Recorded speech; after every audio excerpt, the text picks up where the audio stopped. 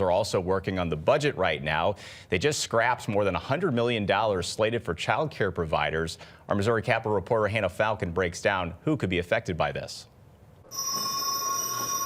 An impending vote from the Missouri House of Representatives will send a nearly $50 billion budget to the Senate. Shows that we're committed to funding all the needs of Missourians, but also something that is fiscally responsible. But it's missing some of the governor's recommendations, namely $160 million earmarked for child care subsidies. That money came from one-time federal funds. It was removed because the state would have to pay it in the future, a cost the House Budget Chair does not think the state could take on. Democratic lawmakers hope to put it back in. Working alongside our Senate counterparts on some of those bigger picture things that there's clearly no appetite in the House for, things like fully funding the foundation formula, restoring the federal dollars for child care assistance for families back home.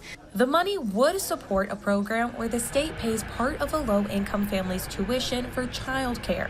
It is different from the current program in that it would pay the providers based on enrollment instead of attendance. The nonpartisan advocacy group Kids Win Missouri tells me the real losers in this situation are the child care providers that need state support to stay open.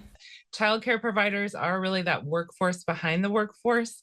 In order to have a thriving economy in Missouri, in order to have an environment where both parents have the option to go to work if they want to, we need to have a strong child care system.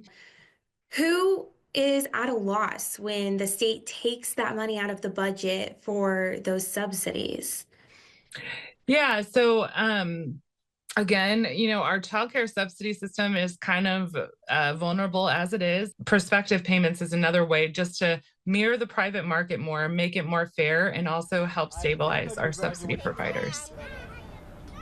The state budget will be brought to the House floor tomorrow and voted on later this week. It will then go to the Senate, where they're likely to make more changes. Reporting in Jefferson City, I'm Hannah Falcon, First Alert 4.